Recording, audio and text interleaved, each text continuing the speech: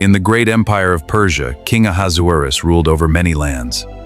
His palace in Susa was not quiet or humble. It was filled with gold, power, music, and men who praised the king with every breath. But sometimes, the louder a palace celebrates, the more dangerous pride becomes.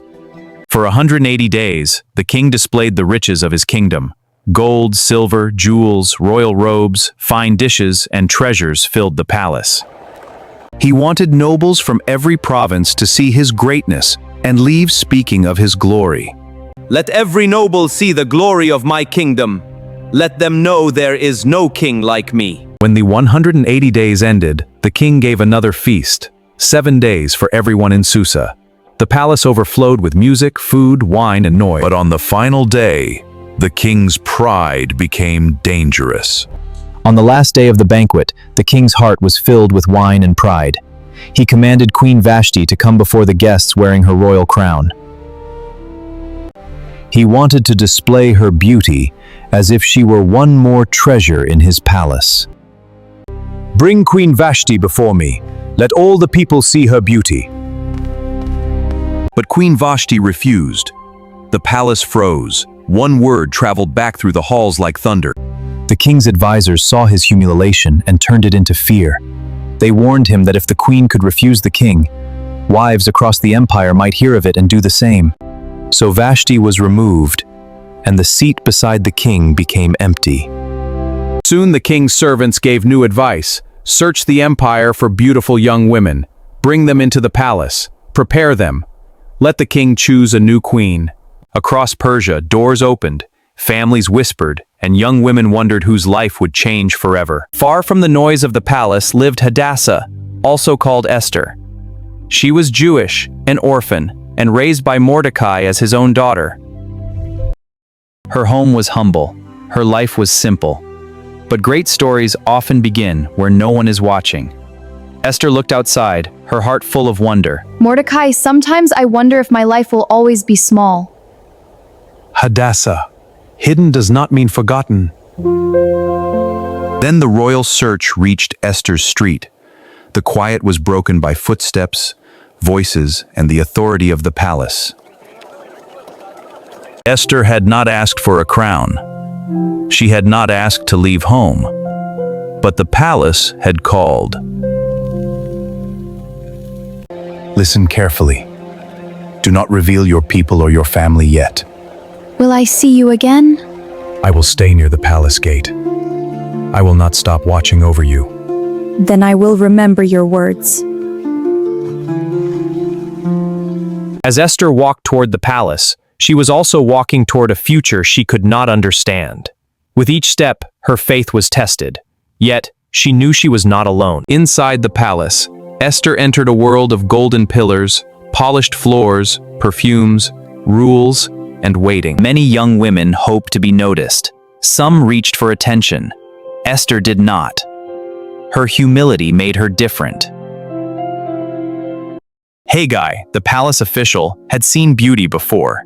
He had seen ambition before. But Esther carried something different: quiet wisdom, humility, and grace. You do not fight for attention. I am only trying to walk wisely. Then wisdom may carry you farther than beauty alone. When Esther's turn came, she did not ask for excess. She accepted Haggai's advice and went before the king with grace. When King Xerxes saw her, he favored her above all the others. Come forward. My king. There is dignity in you.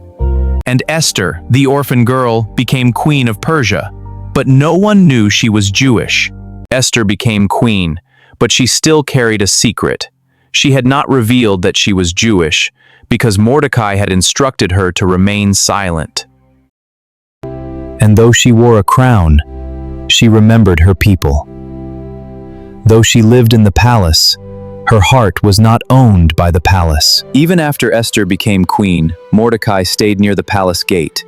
He could not live her life for her, but he could still watch, pray, and protect from a distance. One day, Mordecai heard whispers from two palace officials. Their voices were low, but their plan was deadly. They wanted to kill the king.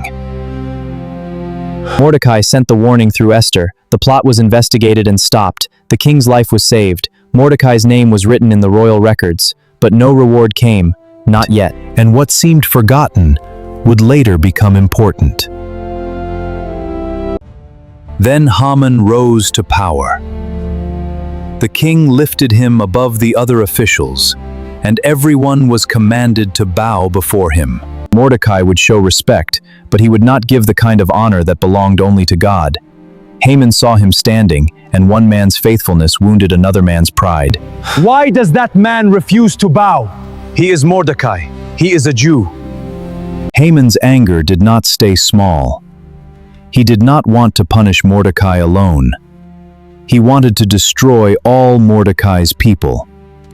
Pride had become hatred, and hatred began looking for a law to hide behind. Then I will not destroy him alone. I will destroy his people. Haman went to the king with smooth words and a dark heart.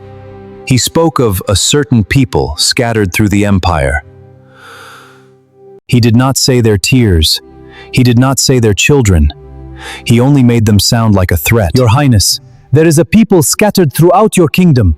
Their laws are different. It is not good for the king to tolerate them. Do as you think best. What happens when evil gets permission from the king? Haman's hatred became a law, and the lives of innocent people were suddenly in danger. A date was chosen by casting lots. That is where the word Purim comes from, lots. A day of destruction was placed on the calendar, sealed by the king's ring. The decree went out, couriers rode fast, scrolls were opened, families trembled. The king and Haman sat down to drink, but the city of Susa was confused. What have we done? How do we protect our children from a law sealed by the king? When Mordecai heard the decree, he tore his clothes, put on sackcloth and ashes, and cried out near the palace gate. His grief was not quiet.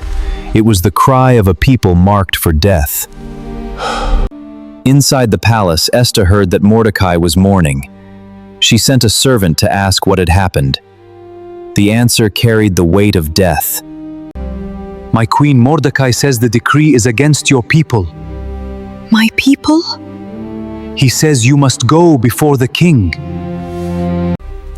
Mordecai says, "Do not think you alone will escape because you are in the palace. Who knows whether you have come to the kingdom for such a time as this?" Go. Gather all the Jews in Susa, fast for me for 3 days. I and my servants will fast also. And after that? I will go to the king, though it is against the law. And if I perish, I perish. Esther did not rush in with accusations. She approached the king with wisdom. When he received her, she invited him and Haman to a private banquet. And at that banquet, she asked them to come again the next day. Her delay was not weakness. It was strategy. What is your request, Queen Esther?